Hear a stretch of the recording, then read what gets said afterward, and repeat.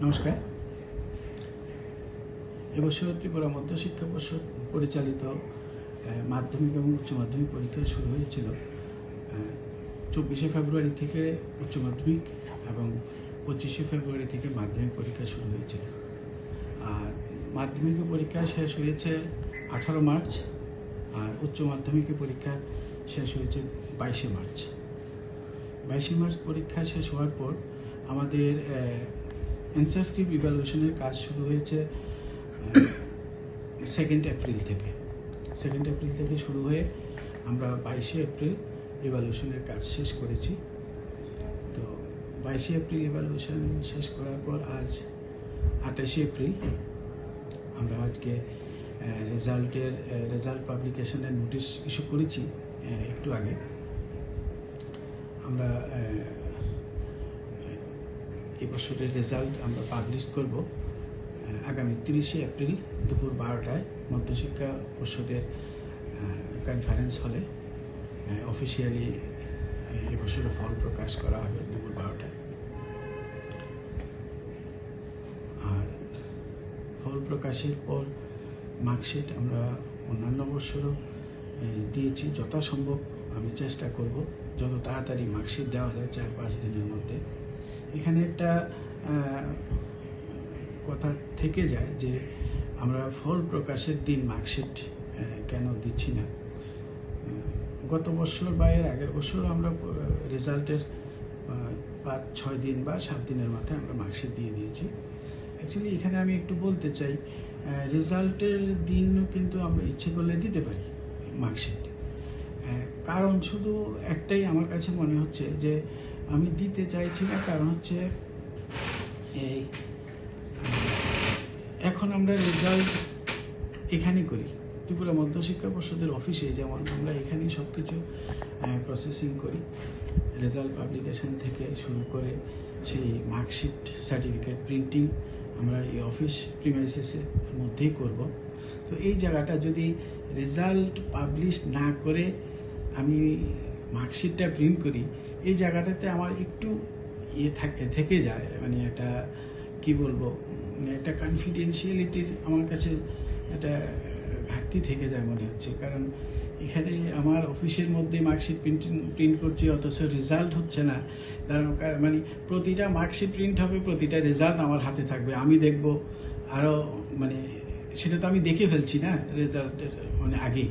তো এই জায়গাটাকে ওভারকাম করার জন্য আমি কি করি, রেজাল্ট পাবলিশ হওয়ার 4-5 দিনের মধ্যে এবার আরও তাড়াতাড়ি আমি চেষ্টা করব যত তাড়াতাড়ি পারি মার্কশিট যেন ছাত্রছাত্রীর হাতে তুলে দিতে পারি। তবে এখানে একটা কথা আমি উল্লেখ করতে চাই, এটা আমার একটা প্ল্যানের মধ্যে আছে।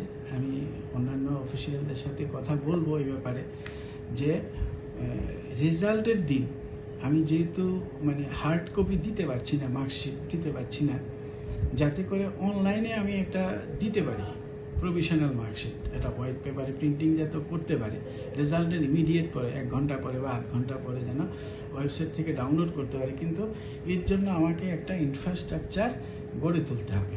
এটা আমার প্ল্যান আছে, আমার ইচ্ছে আছে, ভবিষ্যতে অদূর ভবিষ্যতে আমি এটা করব। আর এখানে আমি উল্লেখ করতে চাই, আমাদের ত্রিপুরা মধ্যশিক্ষা পর্ষদের যে নিজস্ব ওয়েবসাইট, সেটা যাত্রা শুরু হয়েছিল 2020 থেকে, নিজস্ব ওয়েবসাইট। আর সেটা পরিচালনা করছেন আমাদের DIT, director information technology, Indranagar আমাদের যে অফিস রয়েছে, ওনারা করছেন। আমাদের ওয়েবসাইটে দেখছেন। তো 2020-তে ওয়েবসাইট লঞ্চ করার পর আমরা প্রথম ক্লাস 9-এর রেজিস্ট্রেশন এবং 11-এর এনরোলমেন্টটা শুরু করি অনলাইনে তাদের সাহায্যে। ডিআইটি যদি সহযোগিতা না করতো, আমাদের সঙ্গে কোঅপারেট না করতো, এটা কোনোদিনই সম্ভব হতো না। অ্যাকচুয়ালি মানে এই কাজটা 2020 থেকে ত্রিপুরা মধ্যশিক্ষা পর্ষদ অনলাইনে পদার্পণ করলো। তারপর থেকে যে এক্সাম ফর্ম ফিল আপ, মাধ্যমিক এবং উচ্চ মাধ্যমিকের এক্সাম ফর্ম ফিল আপ আমরা শুরু করি 2021 থেকে অনলাইনে, সেই ডিআইটির সহযোগিতায়। তখন সেই ডিআইটি যে জন্মলগ্ন থেকে ত্রিপুরা মধ্যশিক্ষা পর্ষদের যে অনলাইন প্রসেসের জন্মলগ্ন থেকে ওদের যে অবদান, এটা আমি সবসময় বলি, ওদের এত ব্যস্ততার মধ্যে একটা অ্যাপ্লিকেশন চালানো কিন্তু অনেক কঠিন। যখন ফর্ম ফিল আপ শুরু হয়, হাজারো ইস্যু আসে, ওদেরকে বলে আমরা কিন্তু সেই মানে মানে ইস্যুগুলি ওরা অ্যাড্রেস করে দিচ্ছে। মানে বারবার আমি বলি ওদের মানে এখানে এই মধ্যশিক্ষা পর্ষদের online application form fill up এগুলি বারবার বলছি, কারণ ফর্ম ফিল আপটা আমি যত নির্ভুলভাবে করতে পেরেছি তাতে করে আমার এক্সাম ডাটাবেসটা নির্ভুলভাবে তৈরি হয়ে গেছে, যাতে আমি তাড়াতাড়ি রেজাল্টটাও কিন্তু পাবলিশ করার পেছনে এটাও একটা কারণ। আমি 6 দিনের মাথায় রেজাল্ট মোটামুটি আমার রেডি। আমরা 8 দিনের মাথায় এবার রেজাল্ট পাবলিশ করব। 30শে এপ্রিল আমরা দুপুর 12টায় মধ্যশিক্ষা পর্ষদের কনফারেন্স হলে রেজাল্ট ঘোষণা করা হবে। এই জন্য প্রয়োজনীয় নোটিফিকেশন আজ বেরিয়েছে এবং এখানে সমস্ত সবাইকে কনসার্ন সবাইকে আমরা আমন্ত্রণ জানিয়েছি। আশা করি সবাই উপস্থিত।